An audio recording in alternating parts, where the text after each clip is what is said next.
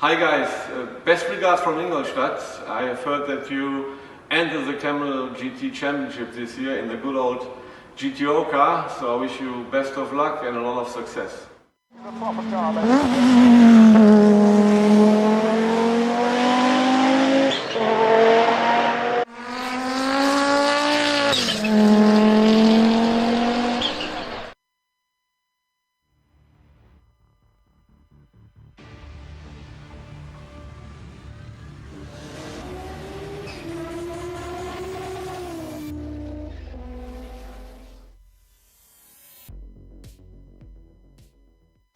Best greetings to all drivers from the Audi GTO 90 Championship. Good success.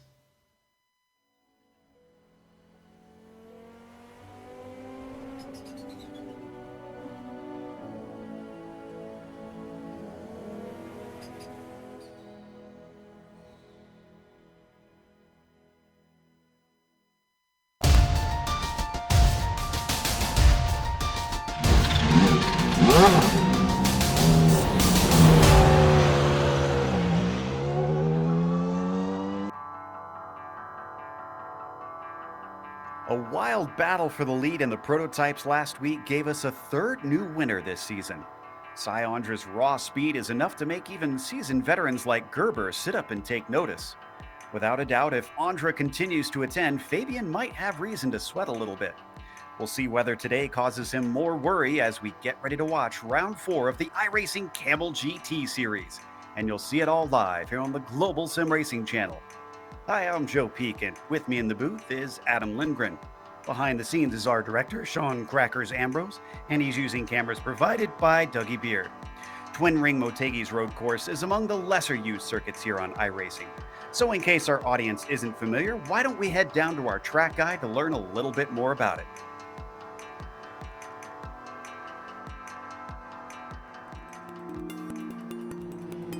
Welcome to Twin Ring Motegi. This well-known Japanese racing facility located roughly 2 hours north of Tokyo gets its name from the fact that it has both an oval and a road course that can be run. But a unique feature of this track is that instead of having a roval layout, the road course is entirely separate from the oval circuit. On top of that, drivers have 3 different road courses to choose from in the form of the Grand Prix, East, and West circuits.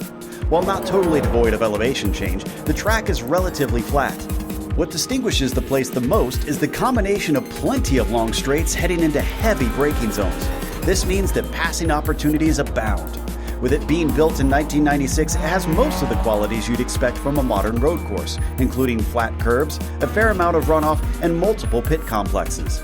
Oddly, because of the oval, the track includes night lighting for a portion of the road circuit. Though there isn't much notable about most of the turns, one of the more distinctive corners is the final chicane on the Grand Prix course. Leading out of a tunnel that returns you to the oval infield, it's kinked on entry and it tightens greatly at the second apex. This makes pushing the limits of this corner extremely tough and it often catches drivers out. Though international series such as IndyCar and MotoGP have held rounds at the track, today it is mainly used for local open wheel and GT series. Still, the one-of-a-kind experience offered to drivers and fans at this circuit is sure to keep people coming back for years to come.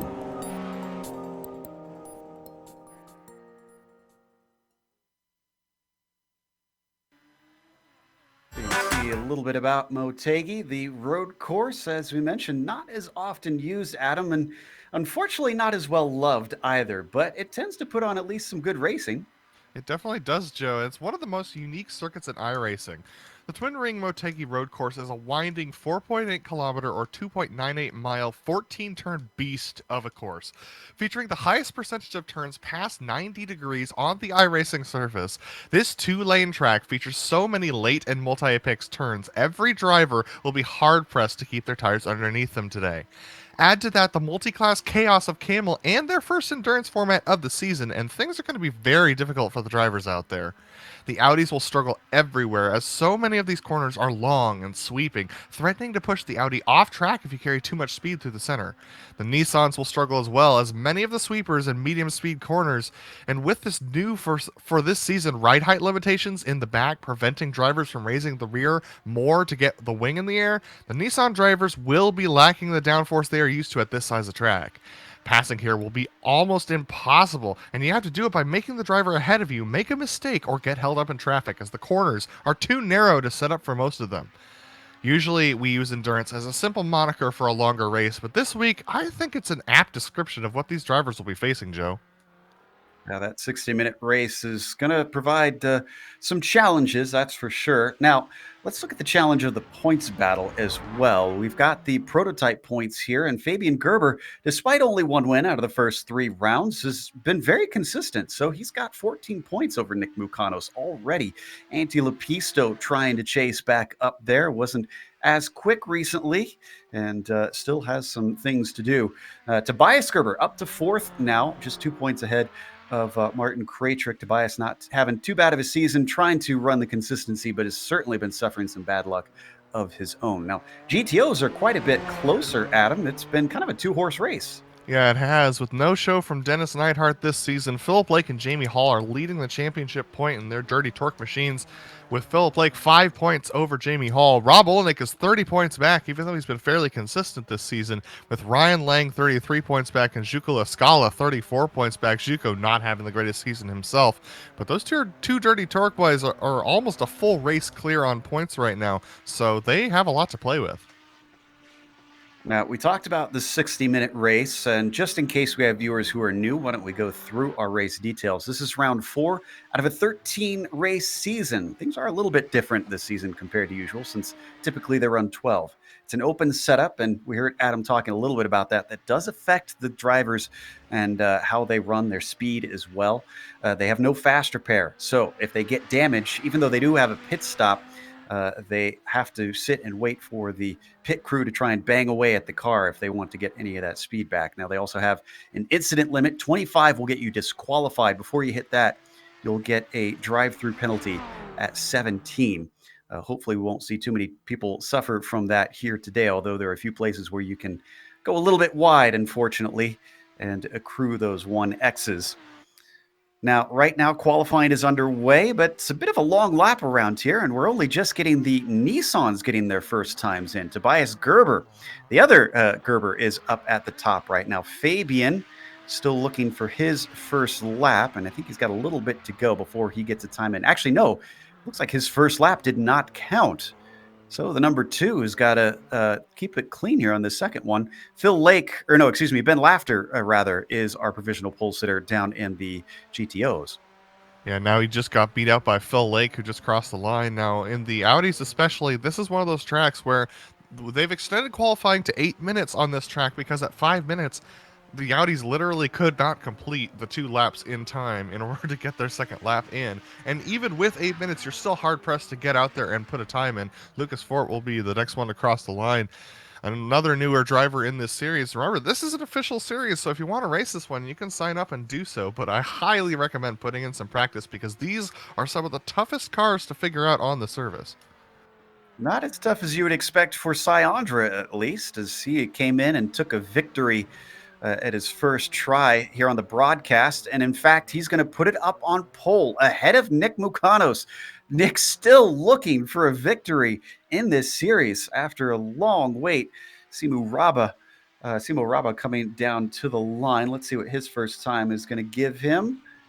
And 7th place, it looks like, is going to put him into the mid-pack. Fabian Jungbluth, in the meantime, good enough for 8th, and now he gets shuffled down to 10th, even though he improved on that second lap.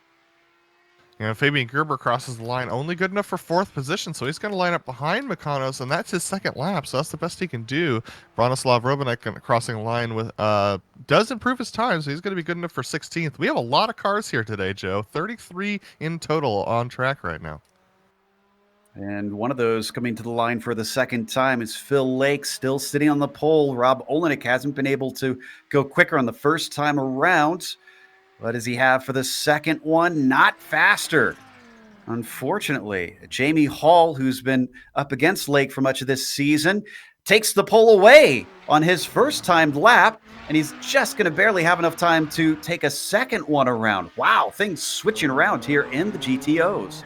Yeah, Jamie has been really fighting really hard with Phil all season, and it seems like he's really brought his A game this season, trying to get up there and beat Phil Lake, considering he hasn't really been in the fight most of the past seasons. Heitor Sintez-Guindo crossing the line and does improve his time. That's going to move him up to 14th position. Cy Andra crosses once again, and wow, he puts in another fastest lap and is going to be able to pull away from our second place driver of Anti-Lepisto, actually, by a couple more tenths. Oh, and Lepisto's abandoning his second lap, practicing his pit entry. Interesting. Yeah, Not something we typically see here. The pit entry is really hard right here. We see Yuri Giesen trying to cross the line here, and looks like going to improve time by 1:48.368. So that was 2 seconds faster. Millward on track to do a similar type of crossing the line a little bit faster than his previous one. Let's see whether he does it. He does. Improves by almost half a second there. So Millward up to fifth rather. Yeah, some big improvements found by some of our drivers late in the session. I didn't get to check to see what the temperature was, so I'm not sure if it's been going down, but clearly some are looking a little bit better second time around. 42 degrees Celsius, so it's quite toasty, 107 Fahrenheit on the track.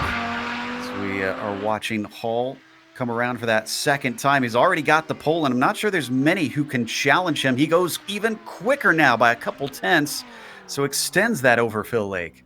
Yeah, Joe, and I think that all has to do with the new tire model that they're running on. And remember that these drivers don't have that long to do their outlap, so they're really pushing on their outlap, and that actually doesn't heat up the tires as much as you think. So that's why their second laps are better. Qualifying is over, so let's go through that starting grid. Cy Andra is indeed making Fabian Gerber get a little sweaty in that cockpit. He took the pole with Anti-Lepisto behind him in second and Nick Mucano starting on the inside of row 2. You have to go all the way back to fourth for Fabian Gerber, where they have Alex Millward to the inside of row 3 in P5, and then also Tobias Gerber just behind his brother starting 6th today. Matthias Hovdahl, winner of the first round, will be starting in 7th. You got Laust Olsen starting P8 and Martin Krejcik in P9. Then Stephen Warkup starts 10th. Outside of that first graphic, it's Paulo Stella in 11th and Pablo Suarez in 12th. Fabian Jungbluth, good enough for 13th. Heitor Sintez-Guindo, P14. John Keefe, Hideki Koivisto, and Bronislav Robanek, last three to put times in 15th, 16th, and 17th. Chris Bauman, unfortunately, not able to get a qualifying time. Jamie Hall's going to lead on pole for the GTOs with Phil Lake, his teammate, lining up alongside him. Rob Olnick lining up in third, Reed Miller in fourth. Two very, very consistent drivers. Then we have Yuri Giesen lining up in the 5th position with Ben Laughter in 6th. Daniel Sandro's going to line up in 7th with Ryan Lang 8th. Stephen Lawrence in 9th position. Simo Raba, unfortunately, all the way back in 10th position. Bob Laurent starting off in the 11th spot. Then Sergey Vijay Poyato lining up in 12th. Lucas Fort 13th. And Arnaud Nicolau in the 14th position. Michael Haynes will be our last car lining up in 33rd overall, 15th in class, and he did not set a qualifying time. All right, as we wait for the Porsche pace car to lead them on a very short pace lap, not even halfway through, they're lining up on the support grid. They have support pits here on the backstretch of this track outside of the oval, so it'll be a quick couple turns before they go underneath the bridge. That is turns 1 and 2 on the oval. They'll be released, and it's a very tricky start through that chicane. I'm kind of wondering how that's going to go for both classes, especially for those Audis, Adam. Yeah, I think with the Audis, patience is the name of the game. Remember, this is the endurance format, and you also have to remember that this track seems to be one that makes a lot of people make mistakes. So if you can survive this race, you're probably going to have a pretty good points day, so there's no need to be taking unnecessary risks into the first corner. All right, already see those GTP cars heading under the bridge, back into the infield. Very tricky kink entering this this chicane rather at full speed. A little bit easier here today. Now they got to be careful as the pace car releases them. Cy Andra holding pace, but look at how far back Lepisto is backed behind him, trying to creep back up there. He's holding them for a long time.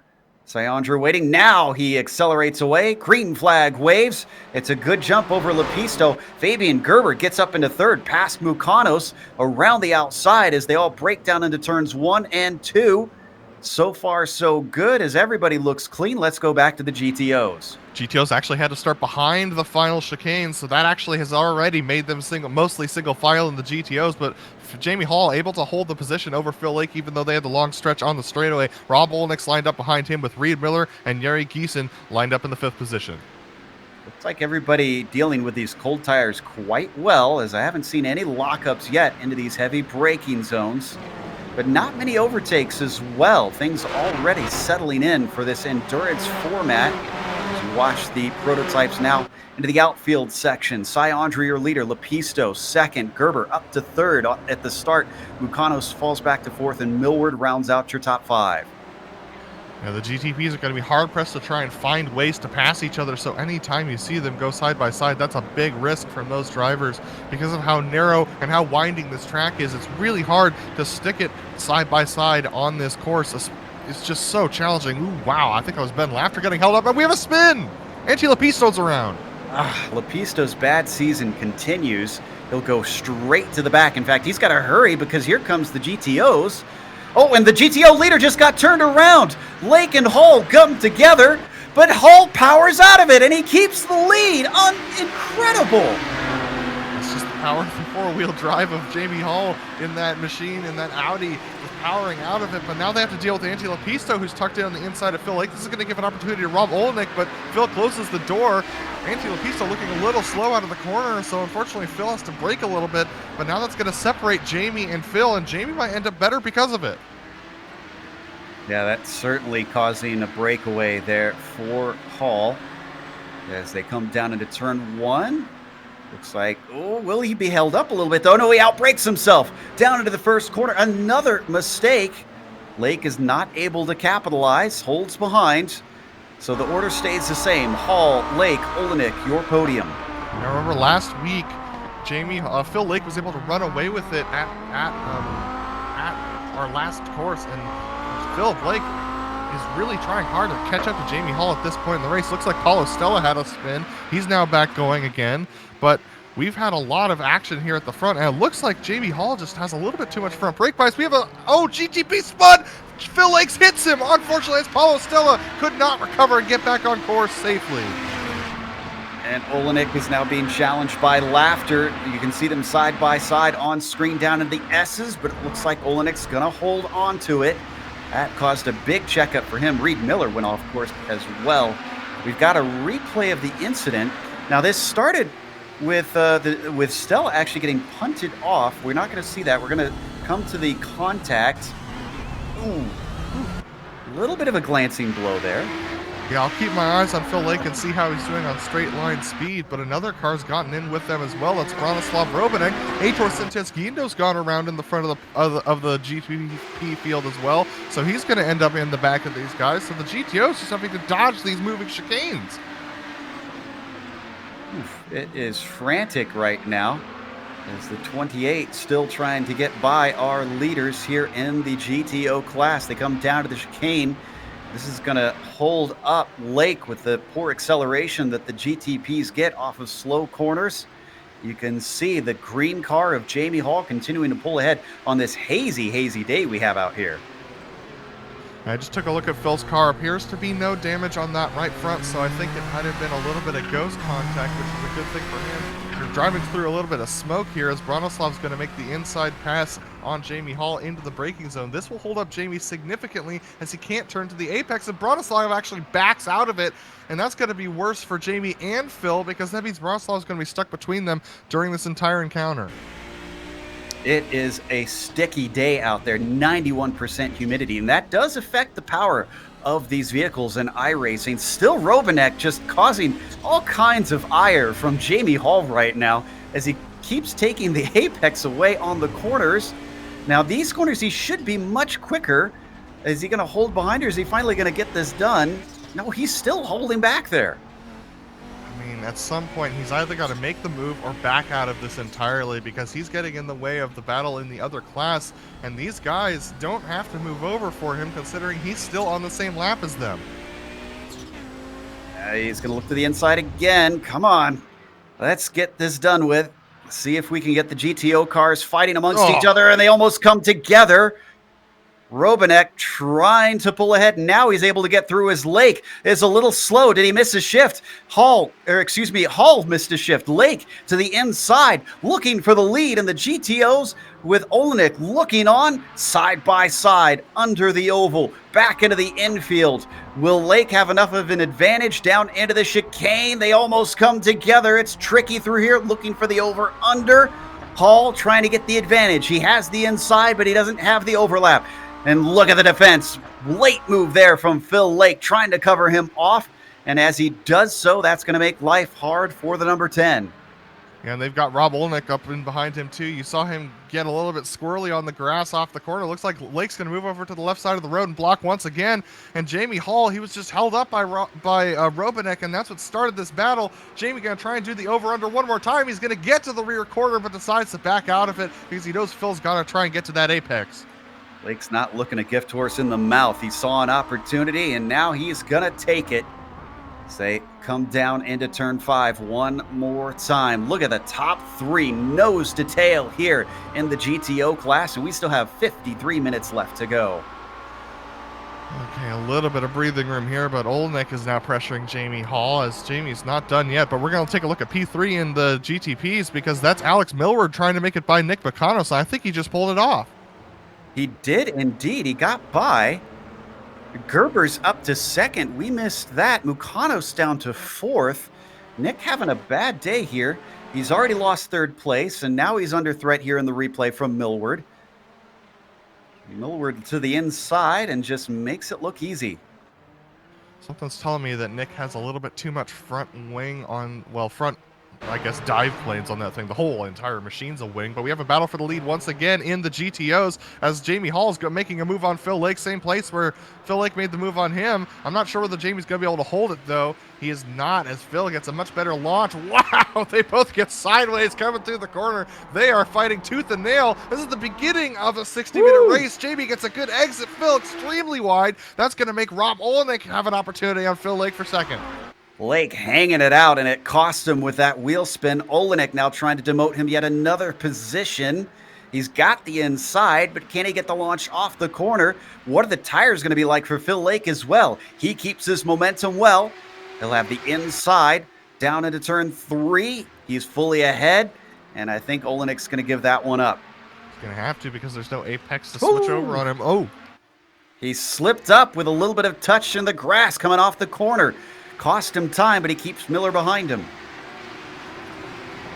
this has been complete chaos in the lead of the GTOs, and frankly, this is not what I was expecting from this class. Oh, Reed Miller with the missed shift coming out of the corner. That's going to make him susceptible to Yuri Giesen in the background. Unfortunately, his challenge of Rob Olenek ends right there. How about Yuri with his turn of pace recently? He's number 19, and that is done by iRating. For those not familiar, that's iRacing's assessment of your skill level. That means he is punching way above his class. And he does have Ben Laughter close behind him right now as we ride on boards. It looks like he's losing touch to Reed Miller. He's going to have to go back to defense. Yeah, but that being said, this goes back to what I said about consistency at the beginning of the race, and that is that these drivers just have to survive this. You don't necessarily have to fight in order to get good positions. I mean, what if Jamie and Phil take each other out? That puts Rob Olenek in the lead of the race. That puts Reed Miller in second. I mean, these guys, the way they've been fighting, someone's going to end up in tears. I was just thinking that same thing, that the way things are going, Olenek is sitting pretty. So we continue to watch Miller behind them try and stretch away. Oh, and contact!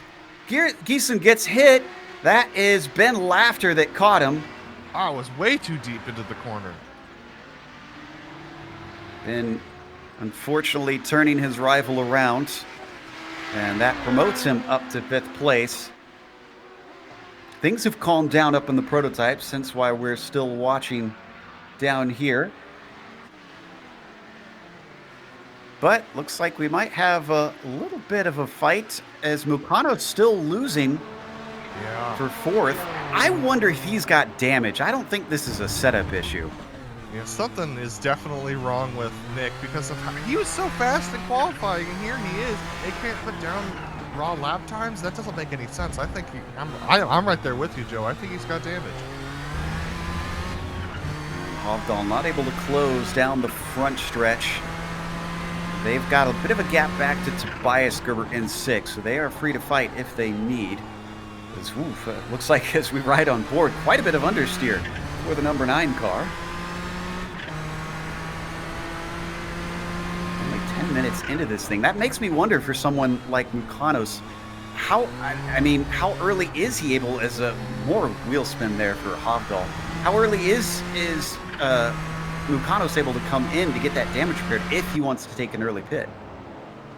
I mean, it's going to be tough because these GTPs can run, as we know, 45 minutes without having to take a pit stop. So he could come as soon as probably in the next lap or two. He could come that soon, but that means he's going to be on those tires and that fuel for the rest of the race, and that's going to be a severe disadvantage to the drivers around him. Closes in once again as they try and settle out this 4th position. Now they are starting to come up on the back of the GTOs. Prieto and the number 25 just ahead of them out of the hairpin of 10. Lets them through. Not going to interrupt that fight.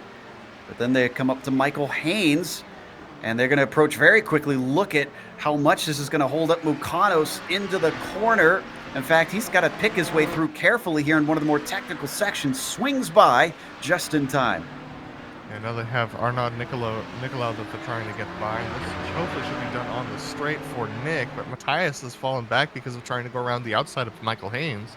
So this is going to put him behind Arnaud as they go into the corner. Arnaud goes off Apex in order to let Hovdal through, but the damage has already been done. Yep, certainly costs a little bit of time there. Keeping half an eye on Cy Andre here to see how he is able to hold up, because Fabian Gerber isn't right behind him, and he's holding him honest. It's 2 seconds between them, so that's not a massive pace difference, and they have been hitting traffic, so some of it could be that. Yeah, Cy's been doing a good job. He was up to 5 seconds ahead before the traffic, so he's actually been managing the traffic decently well. But trust me, Fabian is on a roll. He is definitely pushing hard. A little bit in the mid-pack, things closing together. In fact, Jungbluth had a bad exit at a turn 5 just now. Chris Baumann, remember, he didn't get a qualifying time in, and he's trying to climb through. You can see ahead of them quite a bit of a battle as they are zipping by these GTO cars. Almost some contact between Poeto and Krejcik there. Yeah, that was contact side by side, so Poeto just being moved out of the way there, as I don't think Krejcik expected him to go to the apex, but then again, where else is he going to go? So unfortunately, that just holds up Krejcik, but these guys are battling for 8th place, and it looks like everyone is just kind of stacked up behind each other at this point in the race, and as they get to traffic, we'll see this battle start to close in once again. But Baumann actually having a good run on Jungbluth here. He's not going to be able to get there for the pass, but they're definitely tightening up to the back of Krejcik now for 9th. Absolutely. Oh, and a poor exit there. Down to the inside, Baumann takes a peek. Looks like he's not going to be able to really do anything with it. 3 cars all in the line, and don't forget behind them, we've seen Laust Olsen have a turn of speed lately. The number 22 car could close in on this very quickly as we now ride on board with Jungbluth looking through the 007 cam. Yeah, one of my favorite cams in the pack. Definitely one of the most fun cams for sure as we take a look towards the back at Chris Baumann. Baumann is gaining significantly, and now we have GTOs that are side by side up ahead of them. That's Lucas Fort and Bob Loren. And Bob Loren, very slow on track. This is going to actually hold them up a little bit as they go. Oh my goodness, Lucas Fort crossing. He's trying to get to the... Wow, he's going to push Fabian Jungbluth offline to try and make sure he gets his own line there. That's a little naughty. Well, probably just wasn't aware there were so many cars coming. I'm guessing he just got lost in it. Jungbluth manages to keep going. So does Fort. But how much damage is on the front of the 14 from that little bit of a touch? Oh, and I said that the traffic might be affecting the difference between our leaders. I think it did here, because it is very quickly down to 0.7 of a second. It was as close as half a second between Andra and Gerber. It is round 2. They've gone from Alabama to Japan. And Millward had contact made between him and Stephen Lawrence in the background. Millward in 3rd position in the GTPs. That was really interesting. I think it was just a little bit of front instability from Stephen Lawrence on braking. We're going to see it here as they come off the straight. Yeah, if we watch from above, that'll give us a good idea of things, as it looks like we're going to hop on board from Millward. There we go. From the chopper.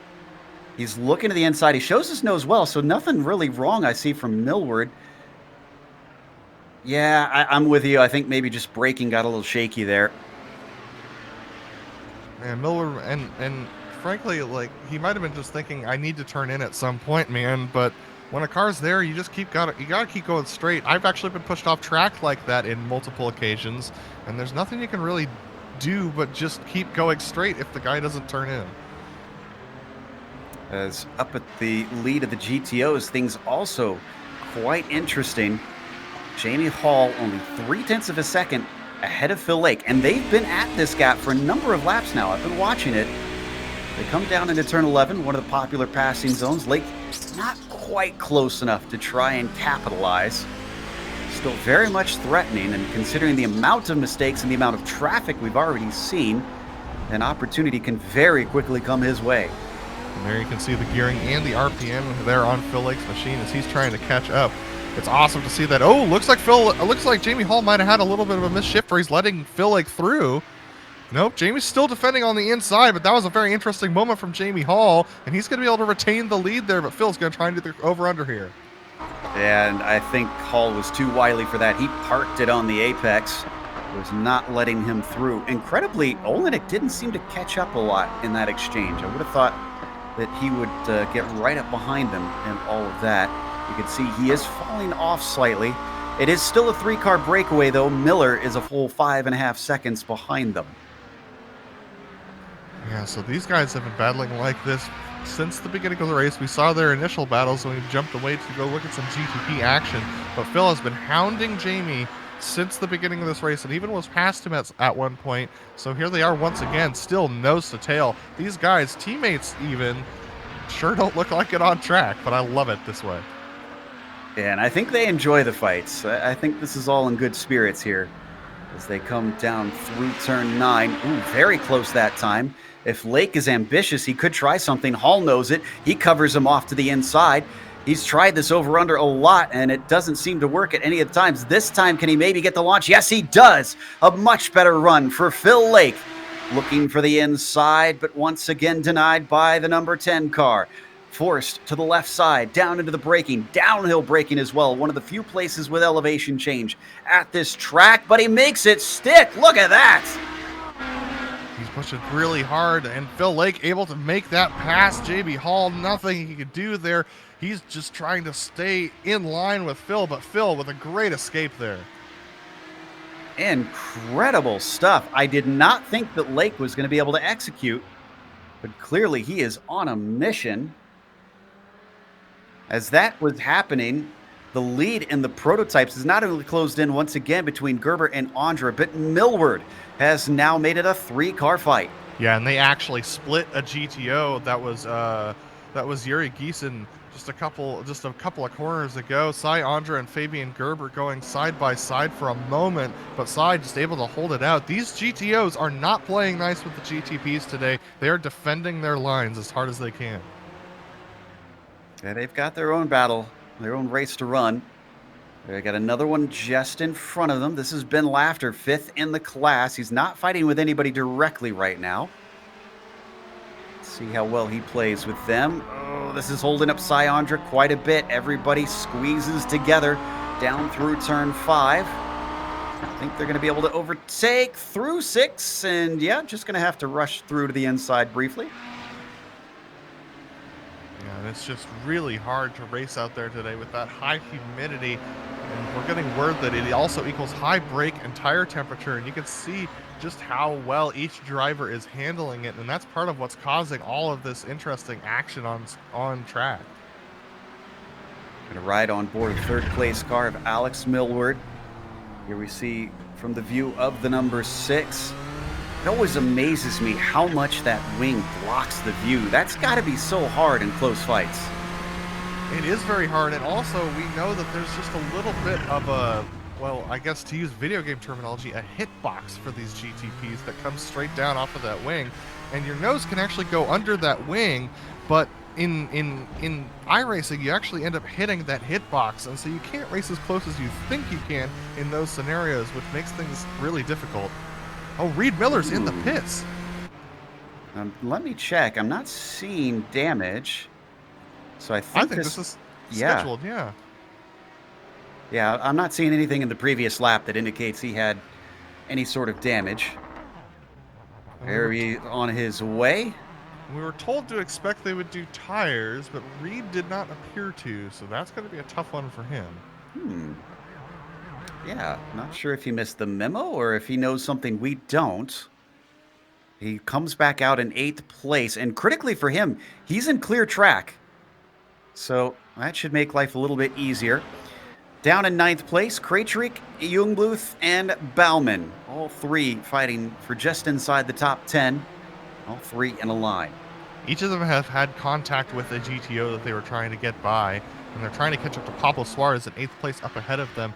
And this battle, oh, Chris Baumann off track there, just carries, oh no, he's going to hit the wall. That's major front end damage for him. Oh, thankfully, he keeps it from bouncing back on the track, so that was good on his part. We're going to watch the replay. And this is the grass here. This is exactly what you were talking about. He carries too much speed through the corner, and behind that rear clip, he can't see where the exit is and can't turn the car anymore and makes contact with that outside wall once clipping the grass. Well, it was a 3-car fight. Now it's down to 2.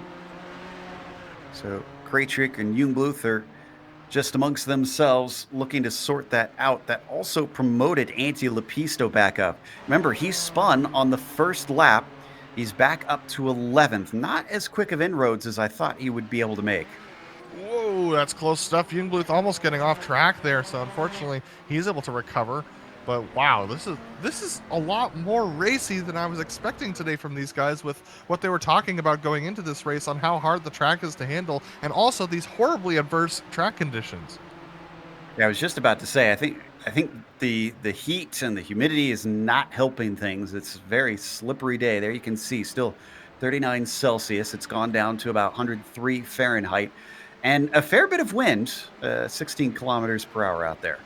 Yeah, and that is going to affect those GTPs, especially as they go into some of the faster sections. And it just makes it more difficult for them to turn in, makes their braking a lot more unstable. So they're really struggling. We're going to go up to the lead, though, in the GTPs, because Cy Andra has now been caught once again by Fabian Gerber and Alex Millward. Yeah, this time it's because they're trying to go by the GTO leaders. Olenek staying off to the left side, trying to let them through. He doesn't want to lose too much time, though, here, because he's trying to keep up with the top two who are just ahead of them. He's going to have a horrible line through the hairpin, but now it looks like Millward is going to be able to pass without too much drama. That's spread apart, all three of them, Andra, Gerber, and Millward. Get a little bit of breathing space, but Andra's deep into turn 11. And while we were watching this, Chris Baumann, who was in that battle, got sent off by Aitor Sintes Caliendo. Just a little bit of missed braking point for Aitor, so unfortunately Baumann now out of this race. Down to the inside of our two leaders, going to split the battle up. Cy Andra. It goes between Lake and Hall. Oh, that gives him a lot of room. Look at that. And then Gerber now instead is having to play defense. Yeah, that's Millward just behind him. Lake's going to get held up on the exit here because these GTPs aren't quite as quick. So is Hall, though, because Millward held him up. So that is really going to separate that battle, like you said. Phil Lake with a little bit of breathing room. Millward's going to go to the inside here on Phil Lake. This will definitely hold Phil up. Ooh, especially on the exit. Look at the almost a crossover move from Phil Lake. That is a good illustration of the better grunt those Audis have coming off the corner. Nick Mukanos, boy, after qualifying on the front row, is unfortunately, in third place in the front two rows, rather. He's just been a little bit anonymous this race.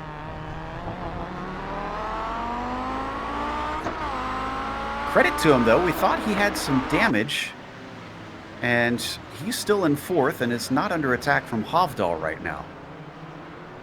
Yeah, so he just has not been having a good day as we see him pull away, and he held up Phil Lake a little bit there. This should give Jamie Hall most of his time back, considering it was going on to this long straight.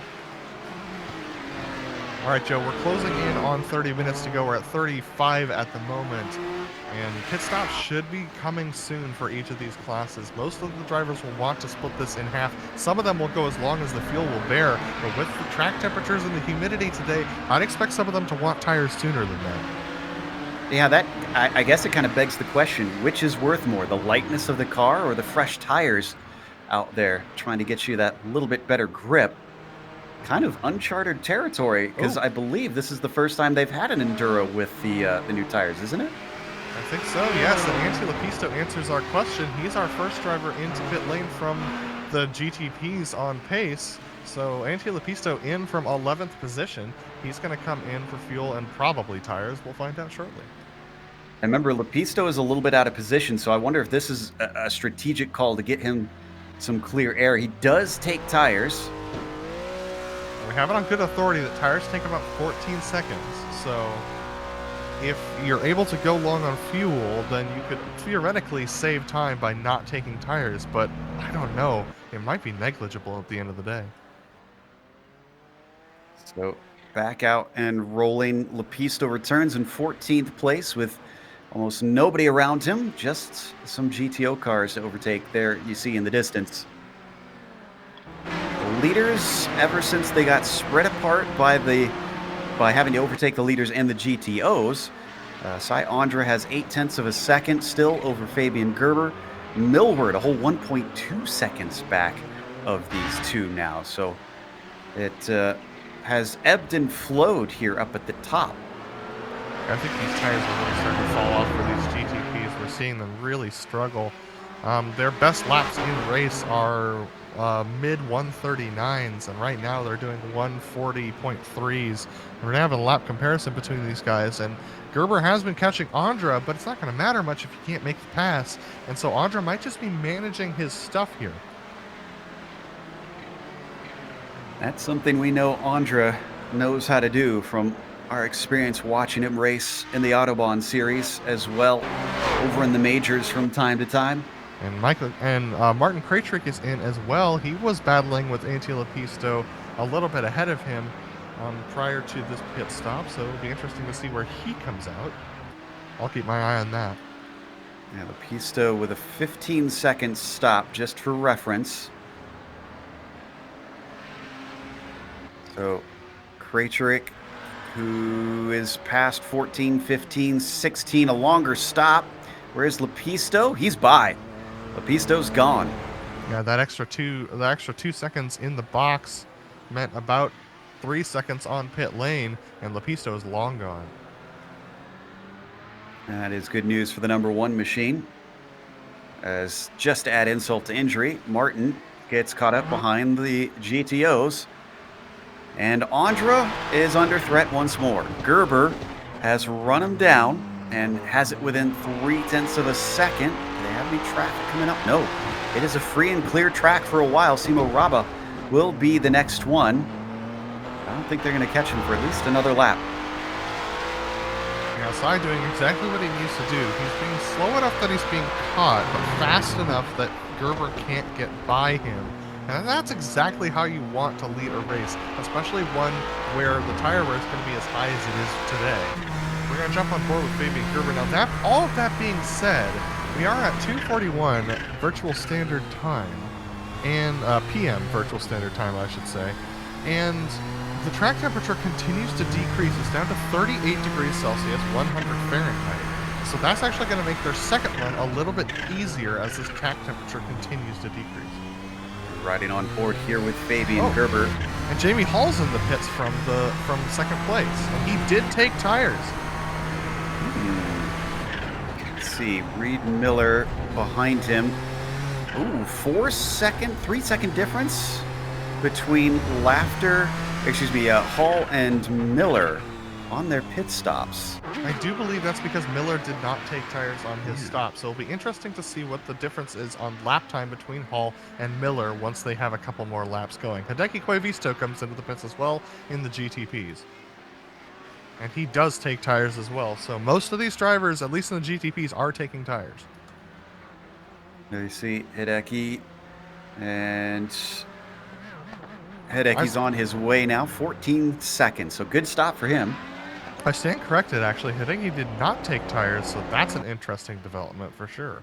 I was just going to say, I didn't see him up, but I wonder if maybe he had gone down off the jacks before the fuel finished.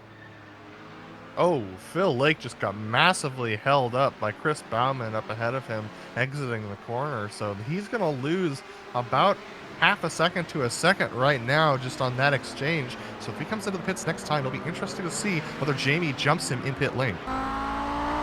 Does he respond? Yes, he does. Number 3 down through the chicane, trying to maximize it. Hits the cones. Not literally, but slows the car down to the pace, the pit limit speed. And Rob Olenik's going to follow him in. So where does this put him with Jamie Hall? Does he take tires? Yes, he does. Tires for our race leader. Hall's just coming down to turn 11 right now. Good angle for Phil Lake to get a good launch off of pit lane. He comes down off the jacks, but still taking fuel right now. This is a longer stop for him, 19.6 seconds. Not quite as long as Hall's stop. I think he's going to beat him out. And in fact, relatively easily, because Hall's just onto the front stretch now. He does have the speed up, but Lake is down into the braking for turn 1. He pulled a small gap over Jamie Hall with that exchange. Looks like about 2.5 seconds. Wow, that was not what I was expecting to happen. Maybe Jamie had a rough outlap, but it'll be interesting to see whether or not Phil does as well. So we'll keep our eyes on that as we jump up to Cy Andra, who's coming up to pit lane. Let's see whether he takes it this time. He does not. He keeps going. Cy, Fabian, and Millward keep going. Conos does as well. No takers up at the top of the GTP field. Daniel Sadro just had a major moment on the straightaway. This is chaotic. Oh, look at this. The popular SRF driver discovering the differences here. Oh. Whoa! Oh, and man. Big hit. And that was in front of Olenik. Yeah, Rob Oldick having to dodge that. Oh my goodness. We're going to go on board with him and see how he saw this event. That must have been terrifying. Start to happen. Whoa! Yeah, good call on his part to just kind of let it unfold and then eventually make the call a little bit late to try and figure out where that car was going to go. But that was a big bounce on the track. We've had some more drivers pit. Jungbluth and Sintez Guindo have come in from the mid-pack in the prototypes. A little bit of damage. I think, did I see that get repaired there for Jungbluth? Yes, just a little bit. He's still got a tiny bit of left front clip damage, but he should be okay with that. Aitor Sintez Guindo coming in. He has massive damage on the left side, so unfortunately he's going to have to work on that. And it is worked on. It does get buffed out, so hopefully he'll be back up to speed as well. Now, interesting news for you. Remember I said that Lepisto took a little bit of an alternate strategy. He's already gained 1 position from that. He was in 11th when he came in. He's up to 10th. I think if Laust Olsen pits, he should get overtaken because there's about 21 seconds between them. That's definitely enough within the stop for Lepisto to move up to 9th from there. Our top 3 go around one more time. So Syandra, Fabian Gerber, and Alex Millward still tracking around. We're getting down to 26 minutes to go. They can go probably as long as to the 15-minute mark. So keep your eyes on that. I would expect that, I don't know, Joe, do you think any of these drivers aren't going to take tires? Well, we've seen 1 or 2 give it a risk. Reed Miller's the one we need to keep an eye on, at least in the GTOs. To see how his fares, because he's still sitting in 4th and he's finished with his stop. Granted, all 3 of the drivers in front of him are also done. And I can say confidently that Jamie Hall is gaining on Phil Lake for the lead of the race. He's closed that 2.5 second gap down to 1.6 seconds, 1.5 now. So Jamie Hall climbing quickly.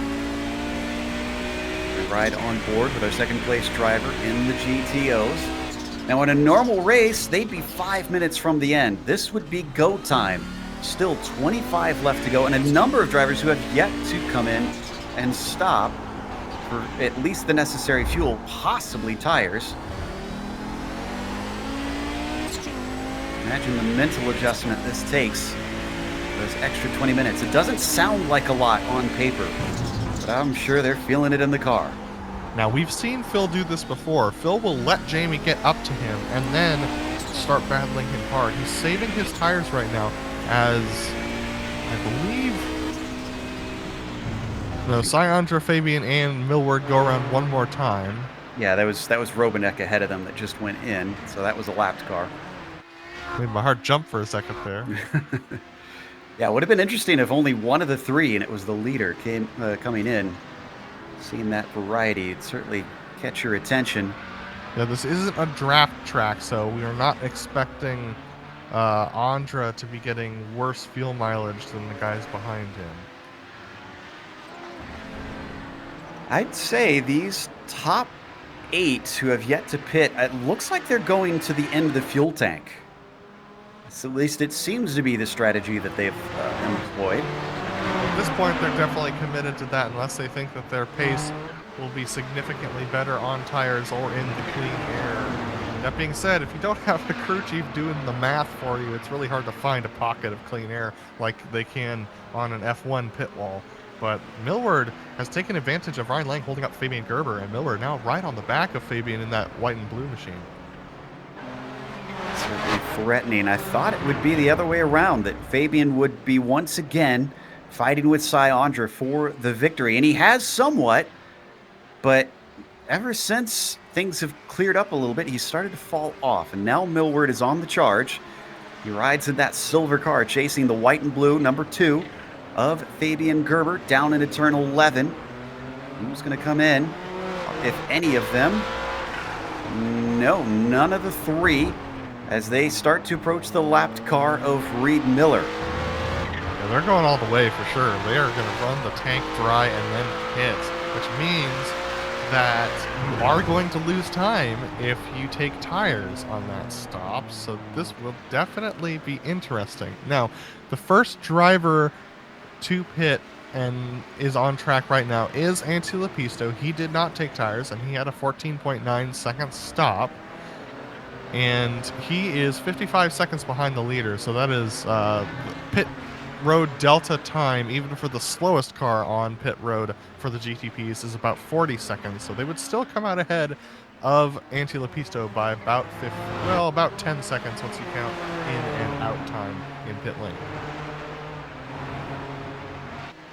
Watching to see how this strategy is unfolding. It was also taking a look to see who had made big gains in terms of position. Now it's a little bit skewed because we are in the midst of the pit cycle and we're waiting for a few of the front runners, but I'm not seeing much in the way of big jumps for anybody, at least upwards. There's a few that have gone down like Lepisto, but the most I'm really seeing at 3 or 4 positions.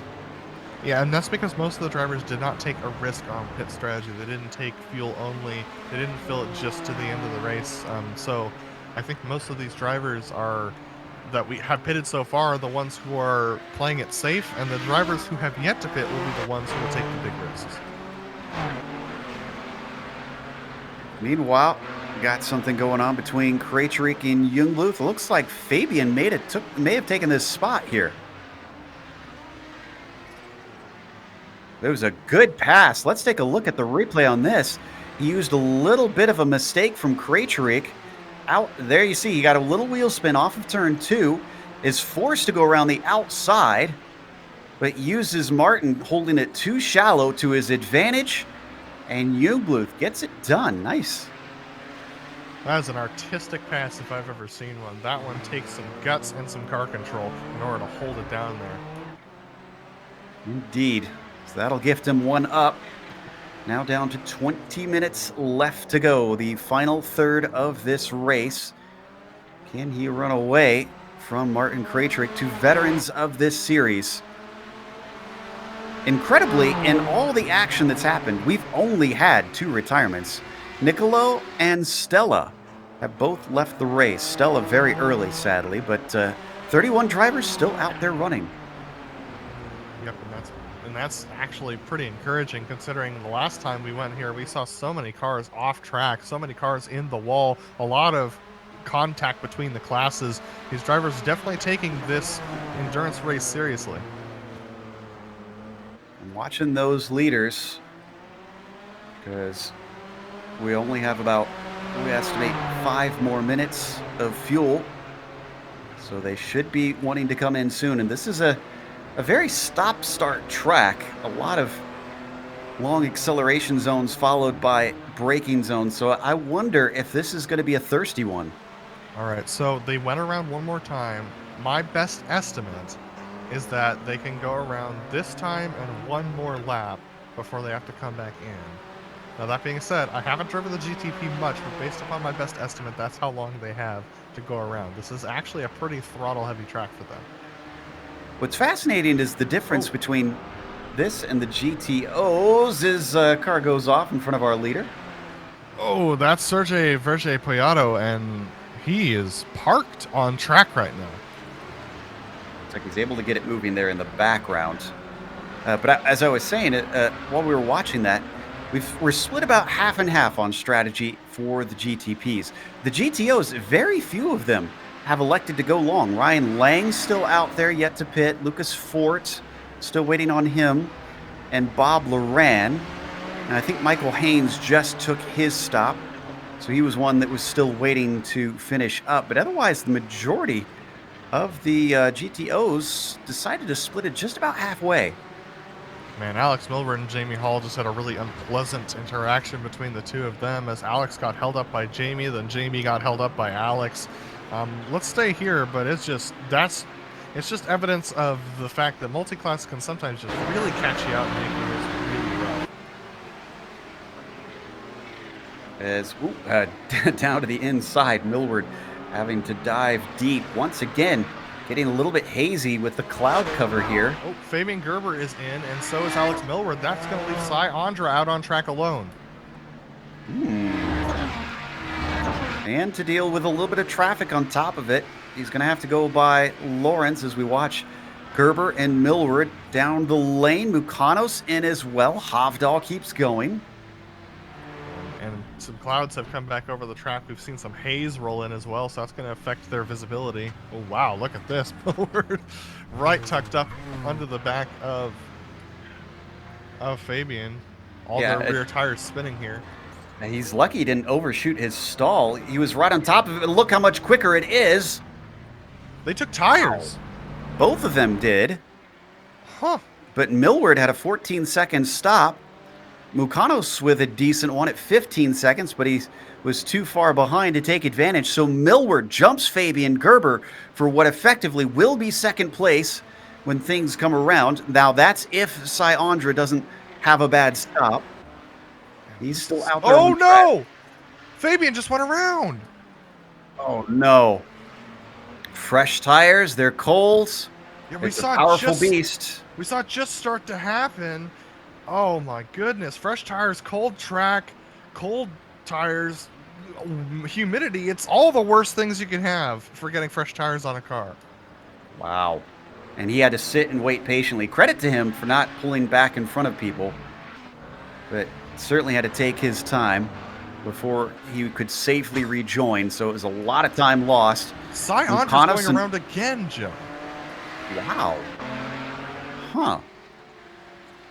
So he's definitely running the tank dry. He's got something else up his sleeve, and the longer he runs, the less time he's going to have to stay in the box to take fuel. Now, that could be a benefit or a detractor as Matthias Hovdahl comes into the pits. But Cy Andra, if he goes too long, he won't be able to take tires on his stop. Now, that could be a benefit or a detractor depending on how you look at it. If you ask Fabian Jungbluth, it'd be a benefit. Tobias Gerber pits. I mentioned it briefly, but Laust Olsen did get by Fabian Gerber, but he has yet to stop. Mukanos is the only one I think he technically lost position to. So, out of the GTPs, only 3 are still running. Hovdahl, 11 seconds. Hovdahl fighting with Millward as he comes out. Matthias Hovdahl moves himself up to 4th in what should be 2nd place now with a lightning fast stop. Is that enough fuel to get to the end, though? This is Nick Mukanos tucked in right behind him. Nick's going to try and make a pass here. Remember, Nick took a pit stop and he did take tires, I believe. So, Matthias Hovdahl pulling out ahead. No way he could take tires with an 11-second stop. Wow, fascinating stuff here.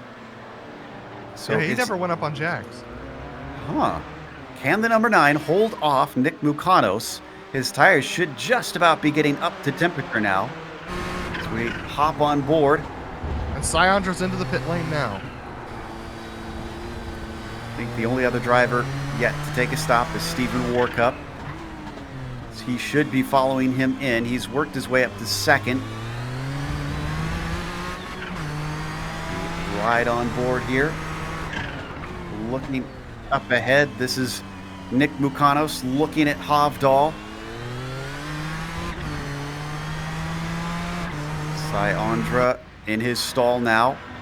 There is Millward. So Stephen Warkup did come in. Alex Millward coming around right now, crossing pit lane. Cy still in his box. Ooh. Cy's going to lose the spot here to Millward. Wow. Cy took a 17-second stop. Syantra, unfortunately, with a tires. slow pit crew today. He took tires. Wow. Okay, so things have completely changed around after the pit stops. Your new leader is Alex Millward. Syantra back by 2.5 seconds in second place. Hovdahl now into third, fighting with Nick Mukanos behind him in fourth. And Laus Olsen, who is yet to pit, apparently is getting incredible mileage. He should give that back to Fabian Gerber, who currently sits in sixth. Fabian, from fighting for the lead to having to settle for a top 5. Here's that battle for third between Matthias Hovdahl and Nick Mukanos. Syantra 9 seconds up the road, so they're not going to get to him. This battle is for the final podium position, and both of them know it. Not missing anything down in the GTOs. This is one of our best fights on screen. As we look back from Mukanos, from Hovdahl rather, at Mukanos. Mukanos definitely has the better car, but it's so hard to pass around this track. You have to set it up perfectly, and Hovdahl doing exactly what he needs to do to keep it going. Hovdahl sliding a little bit up the corner. Mukanos stable as ever on corner exit, but look at the draft he's getting. Is he going to look this time? Yes. Down to the inside, but very timid on the brakes. Oh, no, Hovdahl too late on the brakes as he almost swings off into the gravel. Somehow keeps Mukanos behind him as they come through the final chicane. Wow, things getting tense here for that final step to spray the champagne. Yeah, Mukanos way offline there. That's going to back him up significantly to Hovdahl, so he's not going to have the same opportunity to challenge. And worth noting that Andra is on the move. He's cut down the gap to Millward by a little over a second. It's 0.8 now between them. Now remember, Andra did take tires. Millward did not. So that could be the difference here, and that might have been a strategy play. Syantra looking back at Millward to see what his time in the box was, and seeing that Millward didn't take tires, he thought he could get an advantage by taking them himself, and thought he could close the gap, and he definitely has. He has to get past Lucas Fort here on the outside. He should be able to do so easily, so long as Lucas doesn't push out. He doesn't. Oh boy, and now they've got Jamie Hall and Michael Haynes up ahead of him, who are side by side in the GTOs. This is only going to make things more complicated for Millward. Did we confirm that Millward did not take tires? I swore I saw him go down off the jacks. So I wonder if we could double check on that. Either way, the case is that Syantra is slightly quicker these last few laps since his pit stop and is stalled out a little bit. It's still at about 9 or 0.8 of a second. They go by Jamie Hall, our second place driver in the GTOs. One's going to get him, but now Syantra is at an awkward spot. He loses a bunch of time down through the last chicane. Yeah, we're down to about 10 minutes to go here. But remember, Millward has some lap cars to get by himself. That's Hideki Koivisto he goes by. Next up is going to be the leader, Phil Lake. That holds him up significantly. Millward loses all that time he gained just through the traffic in one corner. But now Syantra is going to be stuck behind Phil Lake through one of the tighter corners on the track. I've double-checked on Millward, and he did indeed take tires. So both Andra and Millward are on fresh rubber. Is a little bit of a wheel off. I think Millward's feeling the pressure. Millward's definitely feeling the pressure. Syantra on 2-lap fresher tires in that case. Laust Olsen, by the way, still running He has not taken his pit stop yet. 30 laps on that set of tires, 30 laps on that tank of fuel. So an impressive run for him. If he can make it to the end, it'd be the miracle of the season. Now they catch up to Daniel Sadro, Millward, and Sayandra. Very tight there. Millward gets held up by Sadro. Sayandra now right on his rear bumper. We ride on the roof of the number 5 car, and it's a much better exit than Alex Millward. Alex knew it. He immediately stayed defensive. Around the outside, coming around the hairpin. If he can make this one stick, it'll be phenomenal. It's not quite there. It's a drag race slightly in favor of Sayandra. Will Millward send it right back in down in turn 11? He keeps his nose in it. There's a slight overlap if he wants it. Can he keep the apex? He does get some space from Sayandra. Still, the pass is not totally done. They're going to go side by side down to the chicane, and Andra finally completes it. What an incredible move. Don't think that Millward's done yet. He actually gets a better run off of the corner, so now Millward's going to take a look to the inside here of Sayandra. Sayandra stuck on the outside here. Millward to the apex. Say's been really strong around the outside, but this double apex is very hard to hold the speed through. Millward able to gain the advantage, but Sayandra back up the inside as they head towards the next right-hand hairpin. Roll up your sleeves because it's on now between these two with only 10 minutes left to go in a 60-minute race. Andra comes back at him and takes the spot back. Millward has to reset. He's still there. He still could take advantage. He shows his nose, doesn't make a serious attempt. It's going to be a ways up before they get to the next lapped car. In fact, the next one is of their own class in John Keefe. So for now, it's going to be a straight fight. And what we do know is that Sayandra has the pace on Alex Millward in clean air. We saw him gain on Millward through those last couple of laps, but can Say keep those tires underneath him? He used up a lot of tire life and heated those things up significantly to try and make those outside line passes on Millward. Millward might have the advantage here. While we've been watching this, Phil Lake and Jamie Hall, that battle's closed up to within a second as well, so don't think that battle's over either as we hit 8 minutes to go. We don't need to go to it. I can also report that Gerber got by Olsen after Laust made a mistake in turn 5. A little bit of an off. He keeps going. Gerber back up to 5th, but not looking like he is close enough to attack. Oh, we just had a wreck between Hovdal and Mukanos. And Jamie Hall's off as well in that. Jamie Hall losing track of Phil Lake in that exchange. Oh my goodness. Oh. Mukanos accepting the error on that one. There you see Hall going all the way out into gravel. He actually hopped from the hit that he took. Watch this. Yeah, this is just really unfortunate. He had nothing to do with it and just ends up getting sent off, and that destroys the battle for the lead in the GTOs. Oh, Olsen's finally in, so Laust cannot make it to the end, though 7 minutes left. That's impressive. Yeah, 53 minutes is a lot. My goodness. So Gerber, we didn't get to mention it, he's up to 3rd out of that. He got 2 positions. I didn't think that he would be able to go any higher, but he took advantage of other people's woes. Mukanos now to 4th. Hovdal falls to 5th. And Mukanos will have some front-end clip damage, so he won't be able to gain back on Gerber in that exchange. So unfortunately, he's going to be way off pace for the rest of this race, but the remaining battle on track is Millward and Sayandra. Now one of our closest fights because of that happening. So half a second between them as they finally reach the next bit of traffic. Ryan Lang down in front of them. Also worth noting, Hovdal probably got a lot of damage from that, and I think Stephen Warkup is going to catch him. So I think Hovdal might fall out of the top 5 just from his issues after that contact. Yeah, Joe, and Jamie Hall also has some significant right rear suspension and drivetrain issues. He's having, oh no, Sayandra slides off track. Millward is able to make the pass. Sayandra with a mistake. Millward up to the lead. He's human after all. The number 5 with a big error down into turn 11, hands it over on a silver platter. Millward with a 6-second lead after that. Just 5 minutes left to go. Not the time that you want to make a mistake like that. Just a little bit too much rear brake bias, a little bit too hard on the brakes there, ends up sending him around. Oh, just heartbreaking for Sayandra after making such a good strategy call and such a hard pass on Millward. Well, that changes the complexion of things, and both of our lead battles, just like that, they disappear into the mist of today. Millward 6.5 seconds ahead of Andra, and Lake 14 seconds ahead of Jamie Hall. Olenik's got a good chance to sneak a second place.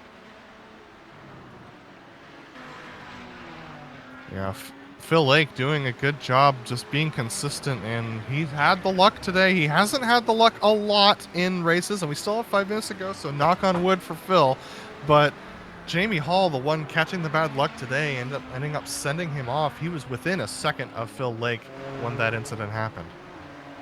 Ooh, and we got round 2 here between Laughter and Geeson.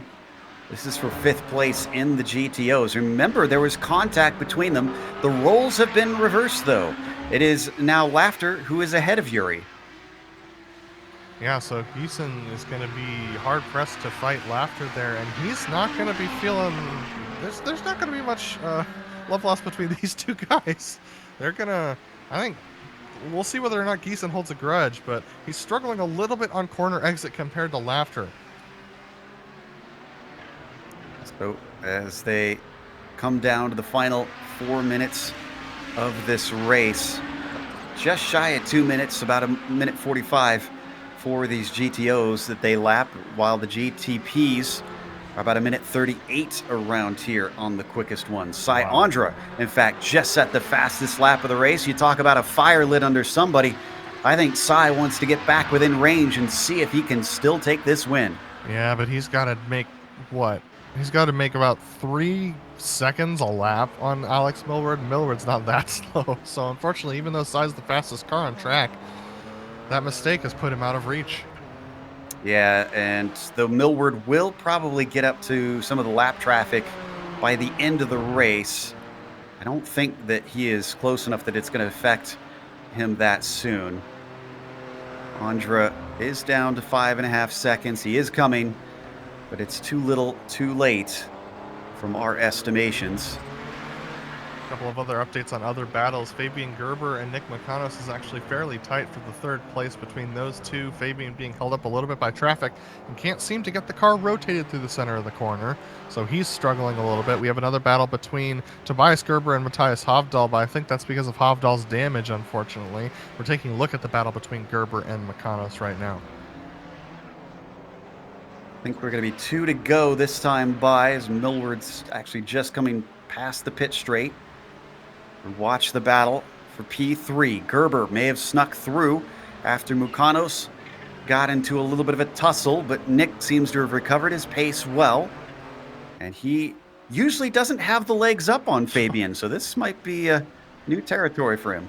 Cy Andra, another fastest lap, but it's just there's nothing he can do at this point. He's cranking out the fastest laps we've seen in practice, in qualifying. He's got speed in that machine, but he's just too far back. Oh man, Hovdahl is just having a miserable end to things. Tobias Gerber's caught him and is trying to get by. And this is for 6th position. In fact, I think he's going to be able to do it down into turn 1. He took a look as we continue to watch Fabian Gerber up there, trying to hold on to 3rd.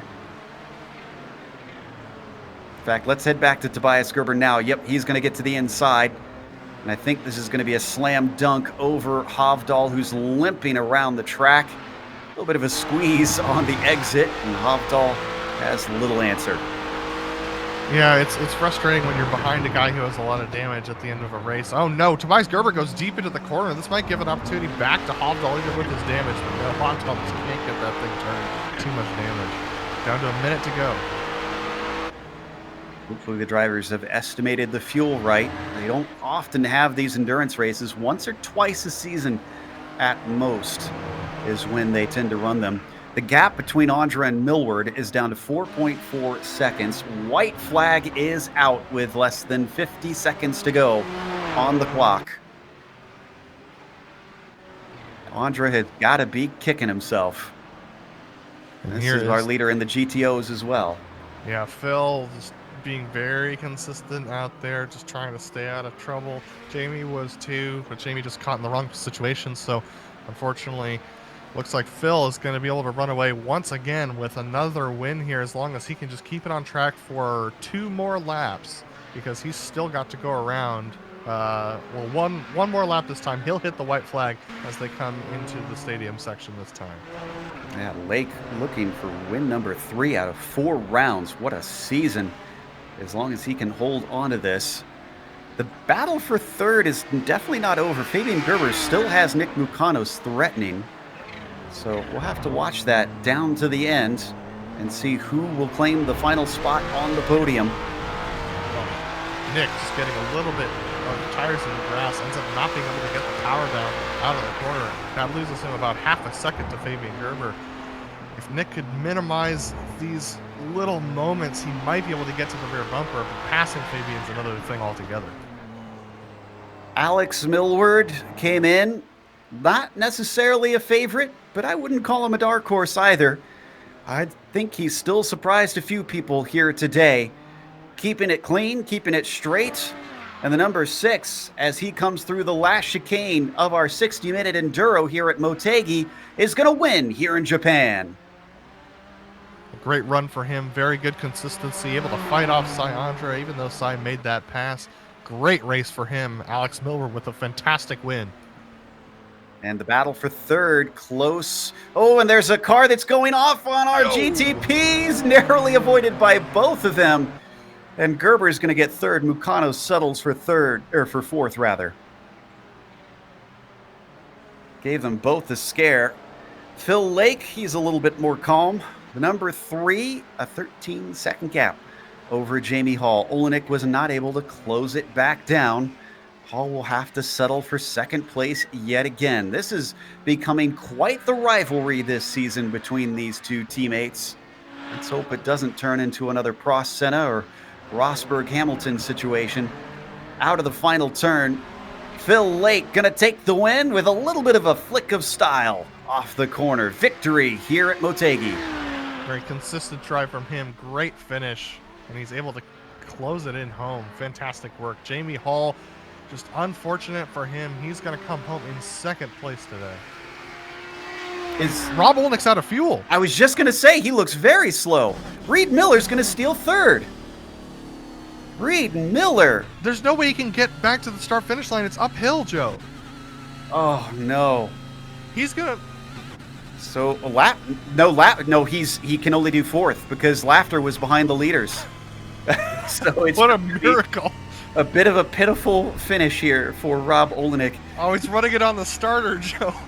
Oh, my goodness. Michael Haynes is behind him. I think... No, Haynes is going to go through. I thought he was going to try and push him to the end. I think Lawrence might. Lawrence is behind him. Yeah, he's not going to make it without help. Is Lawrence going to help him out? Help him out, buddy.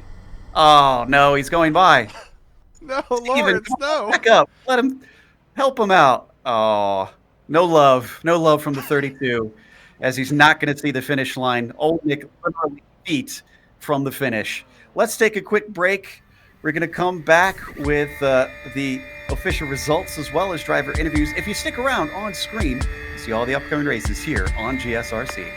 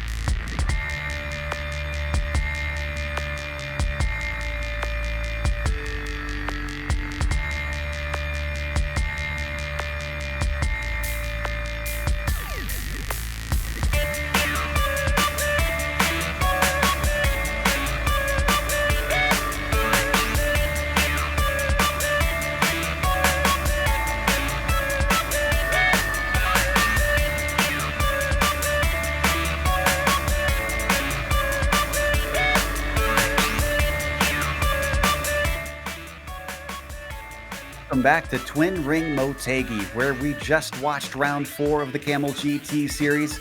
It was an enduro here, and it was a fascinating one. Pit strategy, traffic, all kinds of driver errors, and just fascinating battles all race long. Alex Millward from 5th on the grid managed to take the win.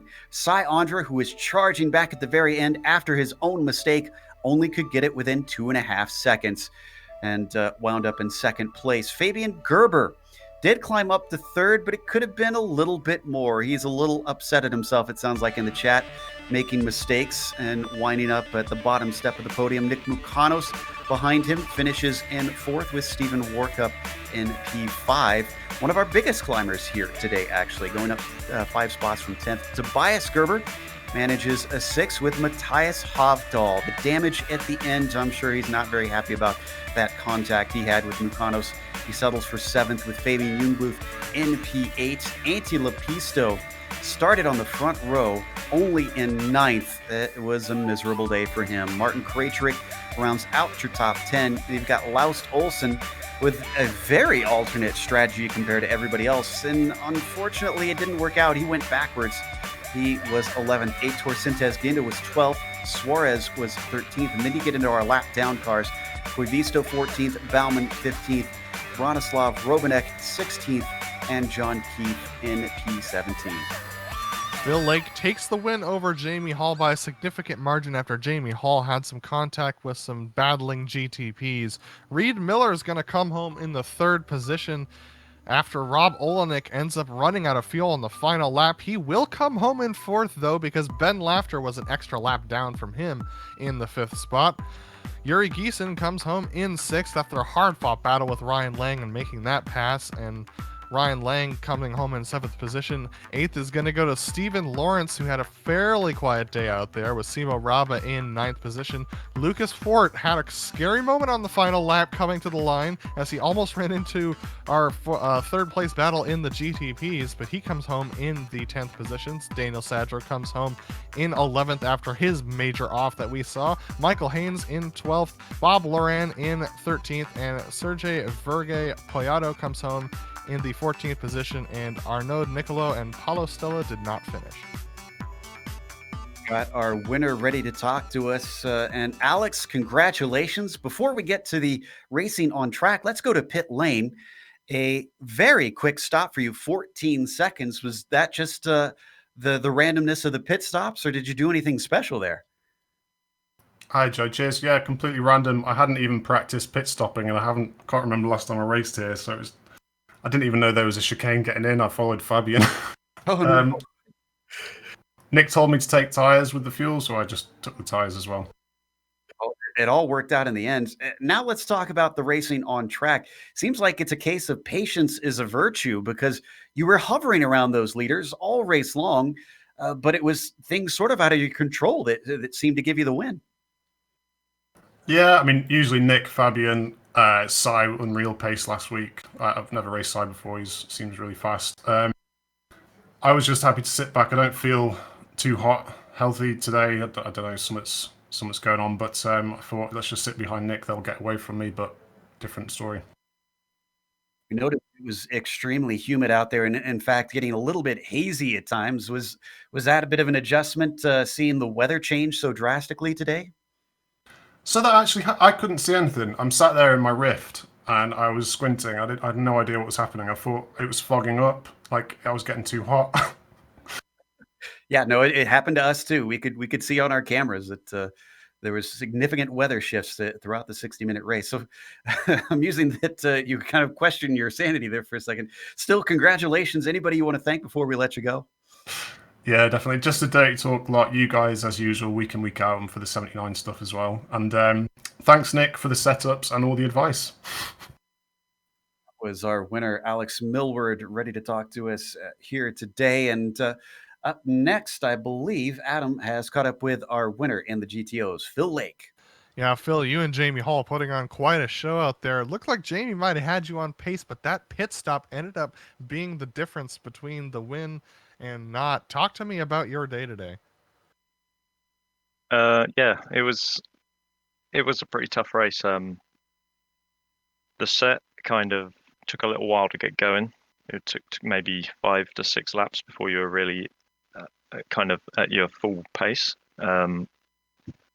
So it was hard to defend at the early part of the race, and Jamie had the same set, so no excuses regarding that. And then it was looking like it was going to really come down to the wire, and then Jamie had some bad luck there. So I was just getting nervous about the fight at the end, and then it didn't happen. Yeah, and it looked like you had a better outlap than Jamie. Talk to me about the traffic today, because it looked like there were quite a few disagreements between classes. Yeah, it's interesting. It's quite a wide, open track, but it does seem to be really difficult for the GTPs to pass the GTOs. I think it's because there's a lot of slow corners leading onto straights, so the Audi gets the jump, and then they just about get to you by the braking zone for the next corner, and so it does lead to a lot of difficult decisions for the GTPs, and they don't always work out. Well, Phil, you've won every race but one this season, and you've had some pretty decent luck this season. And how you can plan on continuing doing that going forward? Just hopefully luck doesn't run out, and just try and just keep doing what I'm doing, really. Try not to overthink the championship too much. Well, fortunately for you and Jamie, it looks like you two are well clear of Reed and Rob when it comes to the points situation. So hopefully that will be a peace of mind to you. But is there anyone you want to thank before we let you go? Just you guys and the team, as always. All right, Phil, thanks for talking to us, and we look forward to seeing you next round. That was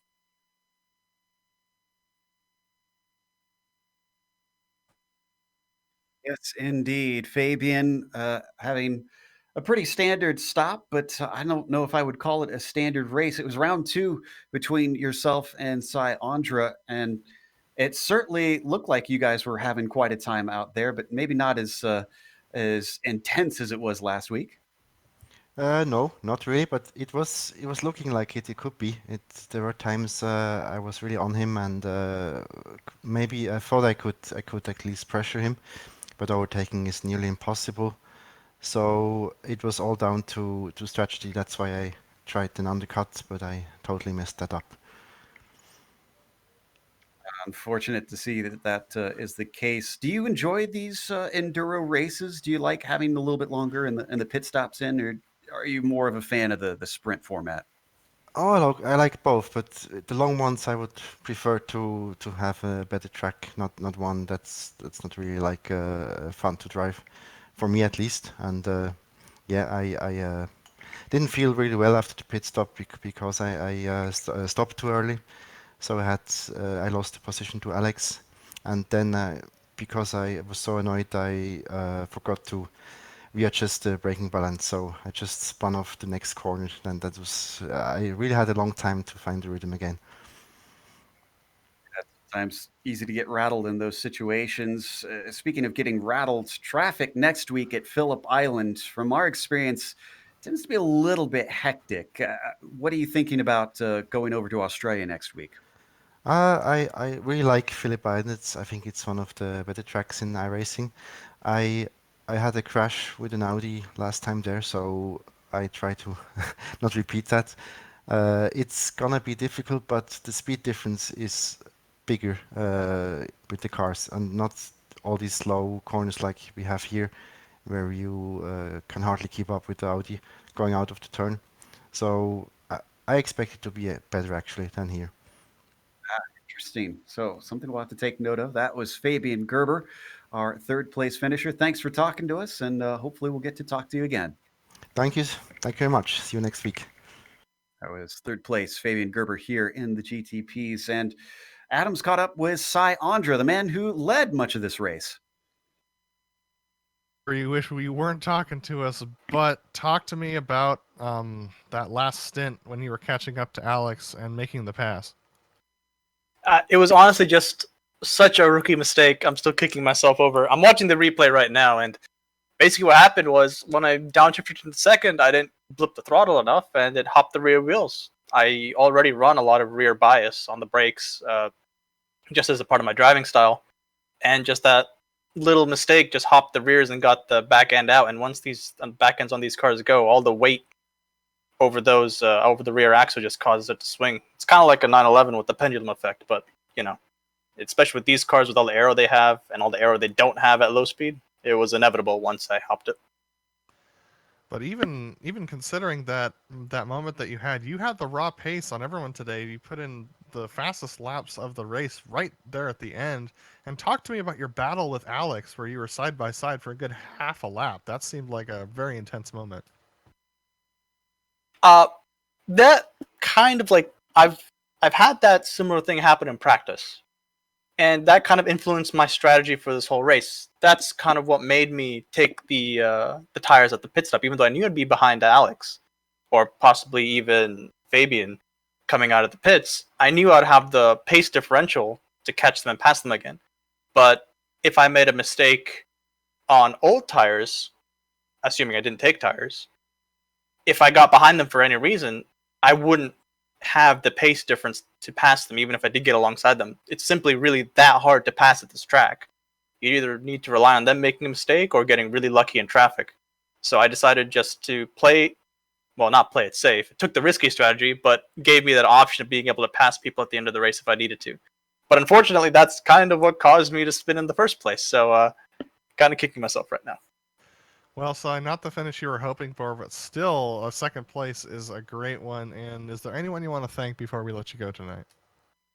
Well, I mean, the whole Kamel GT community, they've been very, very welcoming, especially as a relative newcomer or returning member to the community. And honestly, like, just the races they put on are always really, really fun. So you'll see me coming back again and again. Awesome. It's great to hear that, Si. And we look forward to seeing you next week at Phillip Island. Thank you. That was Si Andra, our second place finisher. Back to you, Joe. Yeah, that's going to close out our interviews for today of our endurance round. So we want to give a big thank you to the Kamel community for bringing us back for another season of coverage. Also, a thank you goes out to the companies that provide the software and hardware for our broadcast listed here on your screen. And additional thanks to June Lalonde, who provides our wonderful music. See the screen for how to get a hold of more of her great work. Thanks to the team today, Adam, Sean, and Dougie. If you'd like to find out more about GSRC, including upcoming races, you can find it at globalsimracingchannel.com. You can check us out on social media. Our Twitter is at GSR Channel, Facebook, Global Sim Racing Channel, and Instagram, GSRC_Graham. We've got a merchandise store linked in the description below. It's gsrc.storeenvy.com. And while you're down there, make sure and subscribe to the channel. Very easy to do so. Just click the big red button that says subscribe. The next race is Phillip Island, as we mentioned, Saturday, July 11th at 1 p.m. Eastern. We have upcoming races for other series listed on the screen, so check those out and mark them down on your calendar. Stay safe today if you're here in the States celebrating Independence Day. But until next time, race clean, race hard. We'll see you on the track.